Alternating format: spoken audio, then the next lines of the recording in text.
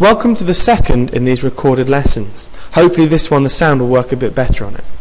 Once again, please make sure you copy down anything in black, but the stuff that's in red and blue is up to you.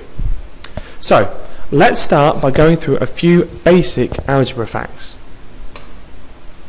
First of all, important reminder, 3 times p, that's the same as 3p, and 3 divided by p can also be written as 3 over p. Hopefully nothing new there. Adding like terms. Now the important thing to remember when we're adding like terms is that we have to take the sign that's in front of the like term as well. So here we have 3a plus 4a gives us 7a, but 2b take away 5b is minus 3b. Always remember to take that sign that's in front of it. Another example, a plus a plus a, well that's 3a, b take away b is just minus 2b. And finally, on the last one, if we take each part of this separately, 2y squared take away 3y squared, well that gives us minus y squared, and plus 4y take away 7y gives us minus 3y. Now the important thing to notice is that we can't go any further with this. This is as simple as it gets, because y squared and y are not like terms. One of them's got a square, the other one hasn't. So we can't go any further than this. Okay, so enough of the basics. Let's go on to the main part of the lesson. Oh, one other thing, take care when multiplying. So remember that a times a times a is a cubed, not 3a, and b times b is b squared, not 2b. Similarly, when we're multiplying something which has letters and numbers, always multiply the numbers first. 3 times 2 equals 6, and then take care of the letters. b times c squared is bc squared. So now to the main part. Expanding, or in other words, removing the brackets. Let's start with a simple case where we have just got a single bracket. We want to multiply everything that's inside the bracket by what's on the outside. So, to do this, let's take it step by step. 2 times 3a gives us 6a. 2 times plus 5 gives us plus 10. Nice and easy. Let's look at a slightly harder example. This time we want to multiply minus 3t by 2t take away 4. Same procedure, minus 3t times 2t. Well, a negative times a positive gives us a negative, and it's negative 6t squared. And then let's do the same thing with minus 3t times minus 4. A negative times a negative makes a positive. 3 times 4 gives us 12, and it's 12t. Okay, so that's expanding single brackets. Let's now look at an example of expanding double brackets. We need to do the same thing here, and we need to try and work in a logical way. So, let's start. We can start by doing p times p. Well, that gives us p squared.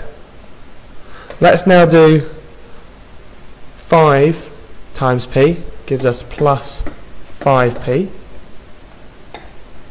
Now let's do p times plus 6, gives us plus 6p. And finally, let's do 5 times 6, gives us plus 30.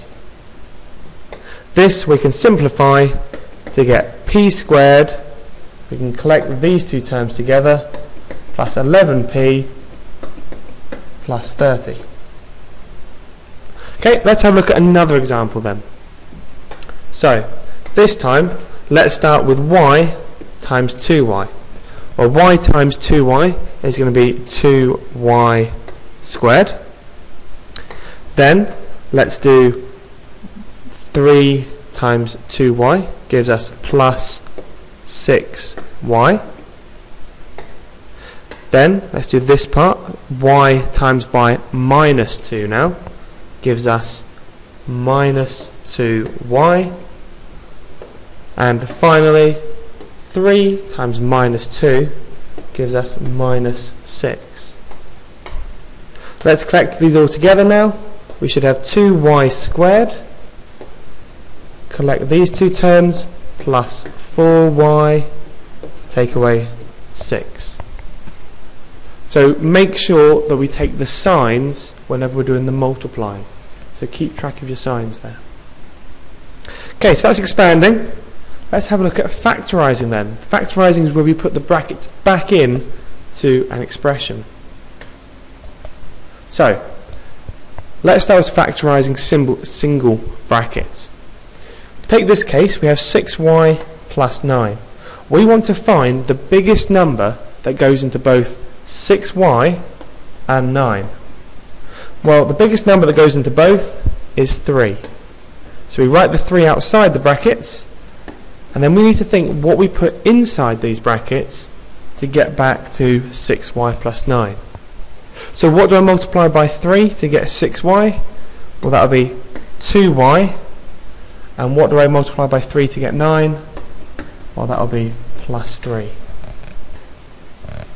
Okay, so now let's look at a slightly harder example. Let's have 12pq squared take away 4pq. And let's find the biggest thing that goes into both. Well, we know that 4 goes into both 12 and 4, so we can put a 4 outside.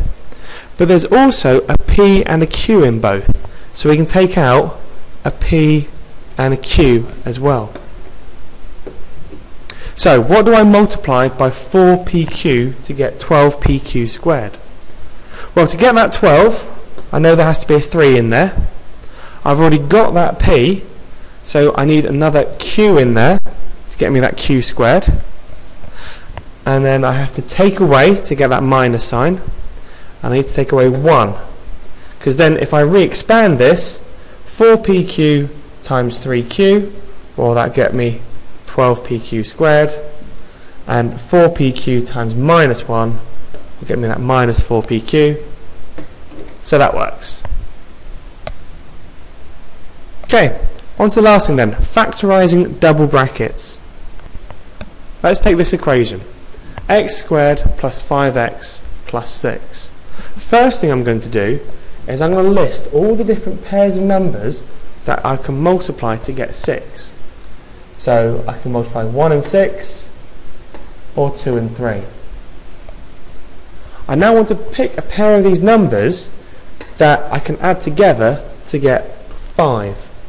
So that's going to be 2 and 3. So I know that I can break this down into x plus 2 from over here, and x plus 3, this other number. So x squared plus 5x plus 6 is the same as x plus 2, x plus 3. Okay, here's another example. X squared minus 7x take away 18. Now this time I need to find the factor pairs not of 18 but of minus 18. So what multiplies together to give me minus 18?